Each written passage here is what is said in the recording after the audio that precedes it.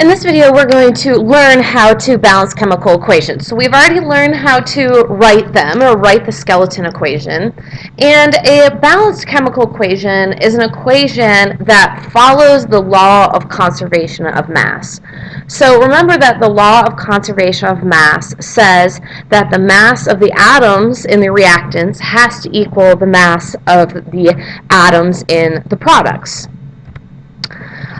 So in order to do this, we balance the equation, and this actually tells us the amount of reactants and the amount of products that are made, okay? So we need to make sure you have the same number of elements on both sides, okay?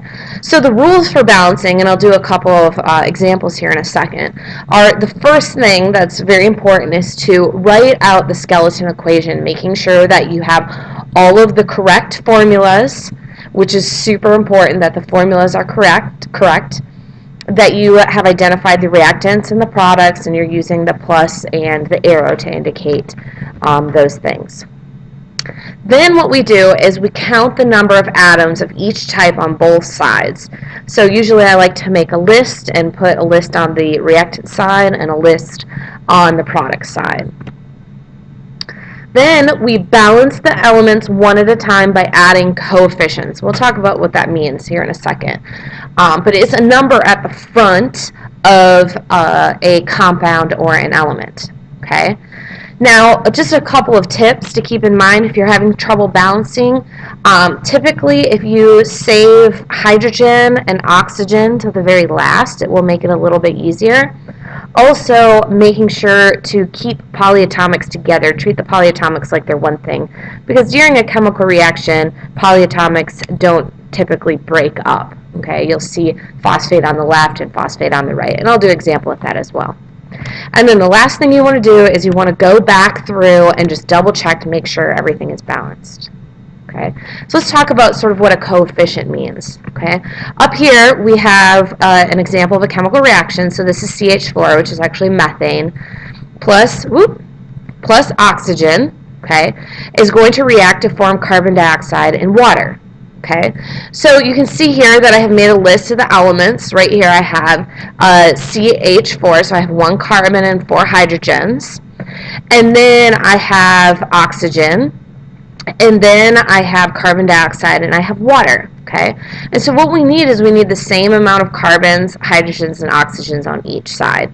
So by inserting a coefficient in front of oxygen, I'm doubling oxygen, saying that I have 2 of them, so I actually have 4 oxygens.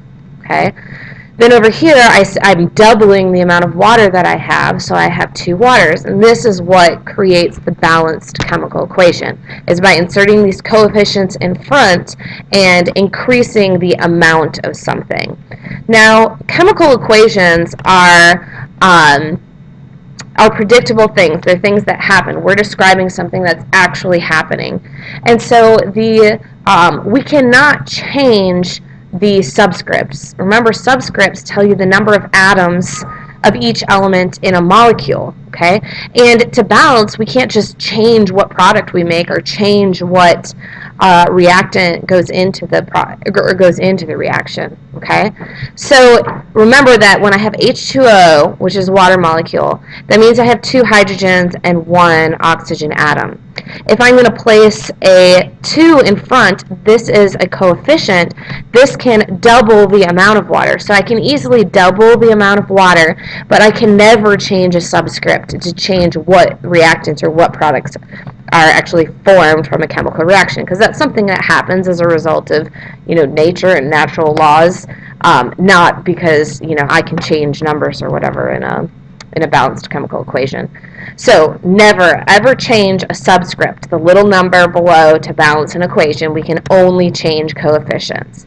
By changing the subscript, you're saying that there are different chemicals, okay, which you cannot do. So for example, if I had H2O and I needed 2 oxygens and I put H2O2, these are 2 very different things. H2O is water, H2O2 is hydrogen peroxide. Okay? Now, the other thing you cannot do is you can never put a coefficient in the middle of a formula. They only go in the front. So you have to double or triple or quadruple, whatever, the entire compound. You can't just stick it in the middle and try and double an element. That's really the same thing as like changing a subscript. So saying that you have 2 sodium chlorides is okay, but we can't stick a 2 in the middle trying to say that we have 2 chlorines.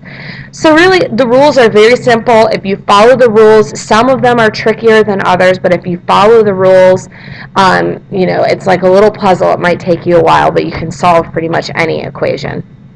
Okay, now I'm going to go to the Elmo so we can look at some examples here. Okay, so here's my first one, right? So I have silver nitrate and copper reacting to form copper nitrate and silver. So this is an example of one that I actually am going to keep a polyatomic together. So over here I'm just going to make a list of what I have. So I have silver, I have nitrate, so I keep nitrate as one thing instead of breaking it up into nitrogen and oxygen, and copper. And then over here I've got the same elements. Now if I ever come across a case where I don't have the same things on both sides, then I have probably written a formula wrong or have written the wrong chemical reaction. Okay? So over here I've got 1 silver, 1 nitrate, and 1 copper. And over here I have 1 silver, I have 2 nitrates, and I have 1 copper. Okay? So in order to balance this, I can see, well, I have 2 nitrates here and I only have 1 nitrate there. So I need to double whatever the nitrate is in. So if I put a 2 in the front here, that means I'm going to double nitrate. So I'm actually going to have 2 nitrates. But it also means that I double silver. Okay? Now I'll look and I'll see, okay, well I have 2 silvers over here. I need 2 over here. So if I just put a 2 in front there, I'll make it a 2 and I'm all balanced. Okay? For this one, I have magnesium, 1 magnesium, and 2 nitrogen. And then over here, I have 3 magnesium, and I've got 2 nitrogen. So I need 3 times as much over here, right? So I would just put a 3 in front of the magnesium.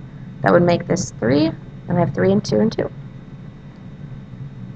Okay, the last one, I've got phosphorus, 1, oxygen, 2.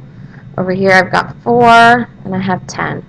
So if I have 4 phosphorus and I need 4 over here, I'm going to put a 4 in front, which would make this 4. And then if I have 10 over here and I need 10 over here, if I put a 5 in front, that would make this a 10. Okay, so those are some simple examples, and we'll try some trickier ones, but really just following that process and following all of the rules, you will eventually be able to figure out and balance any equation.